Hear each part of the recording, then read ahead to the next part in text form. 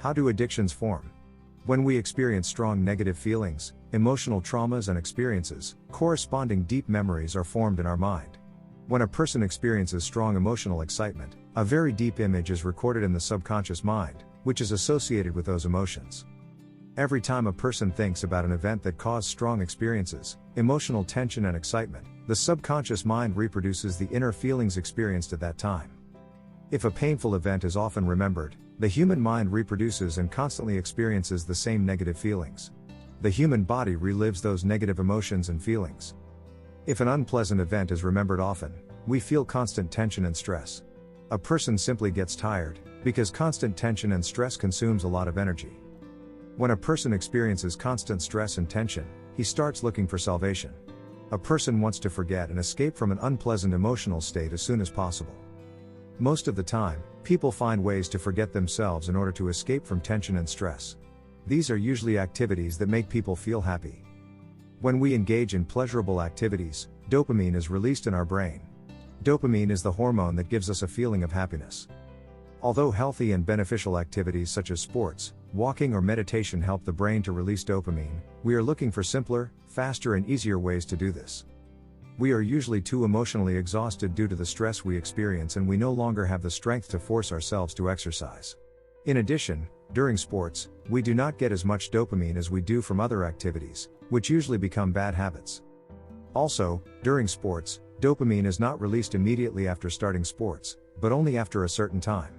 As a result, we prefer to choose other activities and ways to feel happy and forget our problems.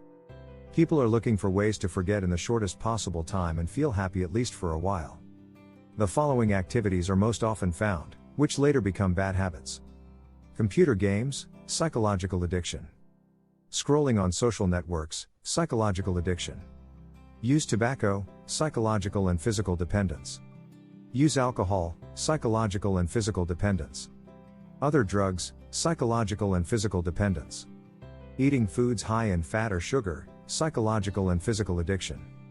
Caffeine consumption in large quantities, psychological and physical dependence. All these activities help us to feel happy very quickly, because doing them in a very short time releases a very large amount of dopamine in the brain. Over time, as soon as a person feels tension, anxiety, he resorts to pleasant activities in order to reduce that tension and anxiety and temporarily escape from unpleasant experiences. This is how new, harmful habits are formed. Certain programs are formed in the human subconscious that make us return to our habit whenever we experience stress. The longer we repeat the habit, the deeper subconscious programs are formed. Over time, we don't even notice how we involuntarily pick up the habit and repeat it every day. How does our brain change when we repeat bad habits? By constantly repeating a harmful habit, we get a very large amount of dopamine. At first we feel very happy, we quickly forget and suppress all the negative emotions that arose due to previous negative experiences, tension and stress. But over time, our brain, body and receptors adapt to higher levels of dopamine. A large amount of dopamine becomes normal for our body. As a result, every time we want to feel happy, we need to get more and more dopamine. And this means that we have to repeat the harmful habit for a longer time, until a sufficient amount of dopamine is released in our brain and we feel relief again. We forget the existing problems. In addition, when we repeat a harmful habit and our brain is constantly releasing large amounts of dopamine, we begin to feel no pleasure in doing any other activities. We no longer enjoy doing activities that we used to enjoy. Over time, by repeating a harmful habit, we become so strongly dependent on it that we begin to lose interest in anything else. We become obsessed and constantly think about how to please ourselves faster. When a harmful habit becomes repeated very often, we usually can no longer enjoy things that were pleasant to us before. We start not enjoying communication with family and friends anymore.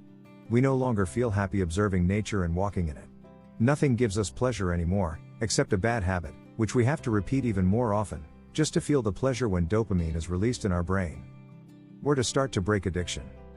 If a person has both psychological and physical addiction, one should start with cleansing the body. Only when the body is cleansed of substances that cause physical addiction, positive results can be achieved by giving up psychological addiction. If your bad habit is formed only as a psychological addiction, it will be easier to give it up than a bad habit that is formed both as a psychological and as a physical addiction. Bad habits such as playing computer games, surfing social networks, watching adult movies and similar habits lead to psychological addiction. The human brain gets used to receiving large amounts of dopamine and gets used to it over time. Over time, if you want to feel the same satisfaction as before, you have to repeat the harmful habit even more often to reach a similar state and feel happy.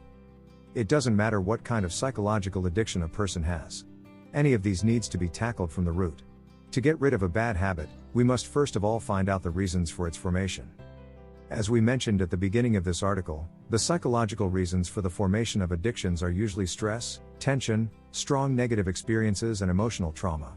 So one should start with these factors. If, for example, you have a bad habit of surfing social networks most of the day, simply giving up this habit will not eliminate the reason for its occurrence. You need to first find out what thoughts or emotions you want to escape from.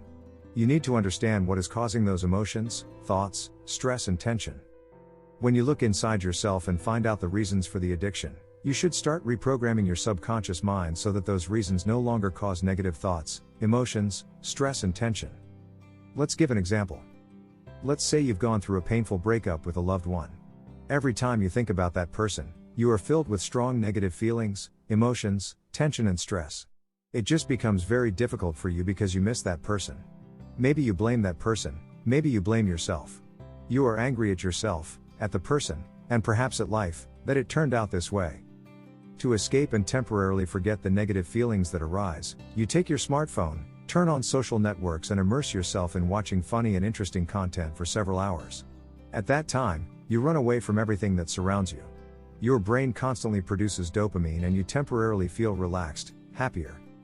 In such an example, addiction to the consumption of social media content should be addressed by looking at the cause.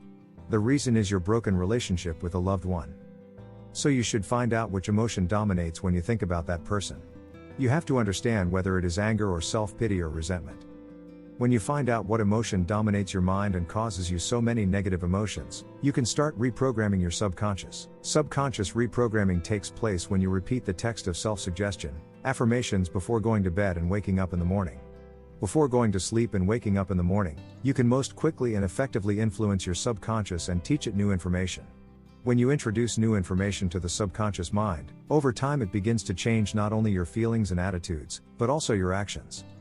Let's say you feel angry at your partner who betrayed you and left you. Then the text of your self-suggestion, which you will repeat every day before going to bed and when you wake up in the morning, would be: I, your name, surname, fully forgive, partner's name, surname. I completely forgive, partner's name, surname, for hurting me and leaving me. I completely forgive, partner's name, surname, for causing me so much pain and negative feelings in my life. I completely forgive, partner's name, surname, for all the bad things he has done to me in my life. I forgive, partner's name, surname, leave him, forget him and let him go from my thoughts and from my life. I wish, partner's name, surname, the best luck and love in his life. This is a sample text for the self-suggestion of forgiveness and forgetting. Such a self-suggestion text over time removes any anger and longing for the person about whom you experience negative feelings. When you eliminate the negative emotions caused by the person, your emotional state will improve. You will be able to focus and look at life anew. There will be no need to immerse yourself in unnecessary and harmful activities. When you eliminate the reasons that led to the formation of a bad habit, it will be much easier for you to break the bad habit. You will no longer feel anxious and stressed, and you will no longer need to run away from these emotions by engaging in harmful activities. This was just an example, and you probably understand that everyone's situation is different. As a result, the self-suggestion text should be formulated individually for each person. If you want to learn more about the subconscious and how to use it to solve various problems in life, read Subconscious Reprogramming System at subconsciouslab.com.